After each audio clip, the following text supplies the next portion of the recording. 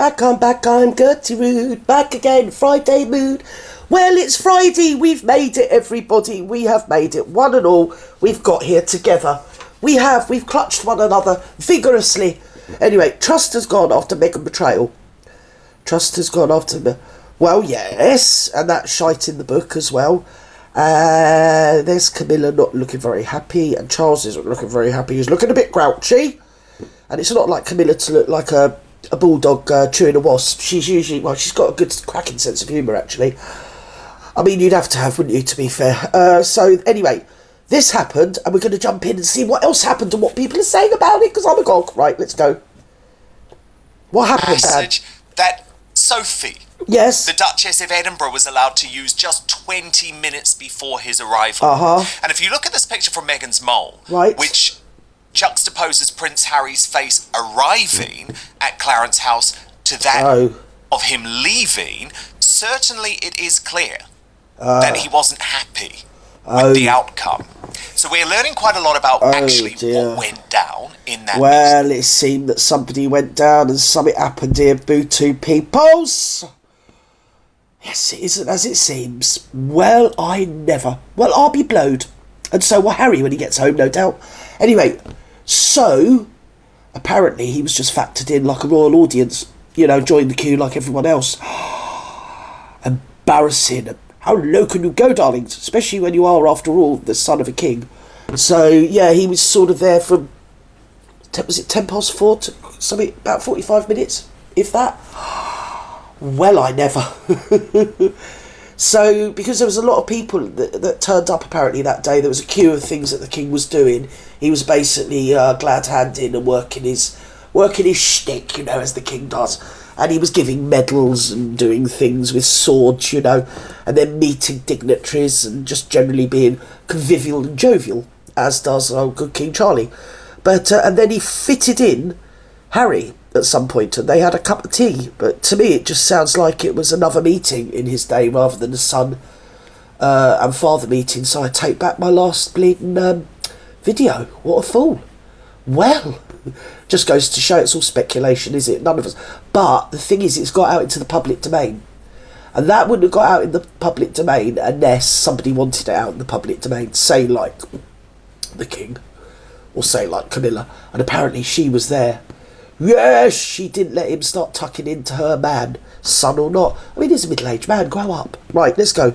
Lady Colin Campbell Come on, Lady reporting Colin. here on Outspoken that Prince Harry was in the room for less than half an hour. Even Woke ITV, major allies of Prince Harry, say the meeting only went on for 45 minutes. 45 minutes. Then, when you look at exactly what went down at Charles's schedule, let's take this from The Sun, for example, which... Not being funny, that's 45 more minutes than Mr. Markle's ever got, isn't it, really? Do you get me? Hey? Say no more. I mean, if he meant anything, he'd bring the kids, wouldn't he, to see his granddad, to see their granddad. It's their birthright. So that seems it's not going to happen. Or, maybe, the children are in fact a false construct. We at this juncture do not know, darlings. We do not know, do we? We don't. And I don't think we... actually, I do. I was going to say I don't think we ever will know, but I do. I think we will. I think it's all like a pustuling, isn't it? Yes, to a point of no return where it will burst forth and everything that was unseen will become seen, darlings. Something like that. Is it St. Paul to the Corinthians? I think so. It's on the private tea reunion. The schedule was absolutely fascinating and did not... Well, I hope the Marklet wasn't there, because she's not averse to chucking a few teapots around now, is she, from what we've heard? It's probably why they didn't let her. Do you know what I mean? Or, if she was in the room, it would have to be a metal teapot and the tea would have to be cold. Do you get me? Just in case, because you can't tell. Charles wanted to spend any real quality time with Harry, because look at this. He attended the Privy Council meeting from 3:45 to 4:15. Then an investiture with 95-year-old Holocaust survivor Manfred Which I would have said is more important. From 4:15 to 5 p.m. Right. Harry arrived through the Clarence House gates at 5:21 p.m. Charles then began a meeting with an Australian dignitary at 6:10 p.m. and Harry was seen driven away at 6:14 p.m. So Yesterday, Sophie, the Duchess of Edinburgh, was seen leaving Clarence House just 20 minutes before Harry arrived. Tellingly, Harry and his driver, Barack Obama's former bodyguard, Christopher Sanchez, were made to use the visitors' entrance, and they were not driven in through the gate on the Mall, which was used earlier by the King and Sophie and is for members of... Well, we've got Gate. It's Gate, viewers. I knew we were going to get there eventually. I knew it. We've had Doorgate, now we're going to get Gate. Oh, you went through the main gate, I had to go through the tradesman's entrance. That'll be the next thing, won't it? Oh my God, he's so racist. He made my husband use the tradesman's entrance, don't you know? To the palace of somewhere. Oh, is it Clarence House? He was at Clarence House. See, Gert knew. I didn't, I guess. That's got to hurt. Yeah, well, it hurt Charles Rafe more. Hadle-Mankoo. This is that moron. The optics of this, I think, from King Charles have maybe... I mean, to be fair, the man's busy. He opted from his life. He had a little hissy fit. Everybody reconstructed and reconvened and sort of, you know, what is it they do with soldiers when you shuffle along to fill up the position? That's what they all had to do. And now a few years down the line, this middle-aged, balding old git is coming back going, oh, I'm going to throw my toys out, fam, if you don't let me back in the family, because I want this, and this. Mainly what the market tells him to want, so is that. Come on, Rafe, tell Auntie Gert. More clever than I initially believed. Who's clever? What I will say, and I'm going to be very honest about this... Hang on a minute. None of that would have gone down without the Charles's not even tacit agreement, absolute agreement.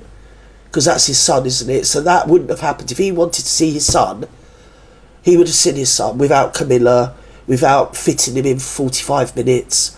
I mean, I'm sure he doesn't do that to William, make an audience so William can come and bring the children and they can all like curtsy and bow and... Nah, I'm sure they see him when they want to see him, drop by and, hello, Grandad. And the other way round, especially because when he's up at Sandringham, and he's on the Sandringham estate, because I think that's where they used to live. Or say, here's another one, say he's at Windsor Castle, which it seems like he isn't, but if he was there, he'd be able to see William and Andrew, because they all live on the Windsor Castle estate. That'd be good, wouldn't it? They can have a rave. On the mile ride or walk or whatever it's called. Is it the Royal Mile? Yes! Just have a big rave party, Charles. No, actually, no, don't. To be fair, I shouldn't really encourage him, should I? And when they're at Balmoral, they're all in the same mansion. They can all see each other. I bet the kids run in and see him when he's in his study or whatever he's doing. And, you know, he doesn't have to factor them in because they didn't, like, exit from his life. And taketh the childreneth, never again to be seen unless you give. It's that, and it's annoying. I still believe the monarch has made a huge mistake. Can he a little oik? I think Harry is using this meeting for commercial gain. Well, he can do what he wants. He needs proximity to the royal family to try and get commercial gain. I once visited my dad at Clarence House. Yeah, I went in the tradesman's entrance, don't you know? Big deals in America, and we know that he is not only morally bankrupt at the moment, but financially bankrupt. Yeah, he's both. Shut up, I don't care. Get a job, you weirdo. And then I bet you anything, and this would be the most annoying, is I bet he talks with that Californian sort of speak that nobody could understand, even though we're all English, least of all the King and Charles, who's busy. You know, he's got this to do, that to do, he's factoring in things to do, like half-hour spaces or 20-minute spaces. And then he's got to listen to this bleed melt. Would annoy me.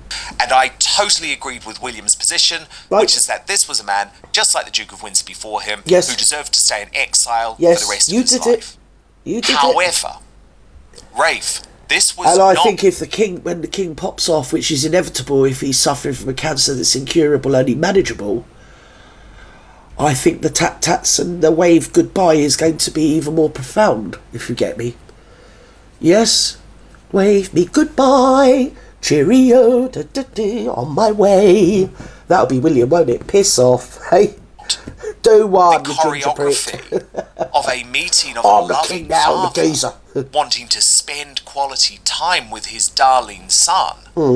Obviously he was treated like a sort of low-level dignitary. Well, not even that. A tradesman, for the lowest amount of a low-level dignitary would even go through the front door, though, wouldn't they? He went in the tradesman's entrance, probably with the groceries, didn't he?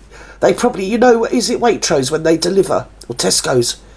You know, the click and collect or whatever it's called. I bet that's who they thought it was. Ginger Barry, he's here to click and collect. And we're also told that Queen Camilla was there. Yes. And Charles had no Keep your hands off my man. Harry whatsoever. So even though the mainstream media, Rafe, are trumpeting this idea of this being the big royal reunion, it's not. Actually, it's not. Was Charles sending a bit of a message that this is, I guess, a very tentative start? No, I think he was just giving a bit of a message that he really doesn't give a shit. Because we probably all got a family member like that you see him out of duty and you're just like, right, I've done that. Right, that's me sorted for the next 4 years. I won't have to bother with them. You know what I mean? We've all got a family member like it. Anyway, and I'm not prepared to name who it might be. In fact, in my family, it is, to be honest, I'll be straight and honest with you. It's me. There you go, I've said it. There you go, I'll put it out there. It's me. Everybody says, oh, well, we've seen her now. We don't have to talk to her for another 4 years or just turn up for the funeral. Anyway, I love you and leave you. Bye-bye now. Wherever you are in the world, have a great, whatever it is you're doing. Morning, afternoon, evening, good night. Love you all.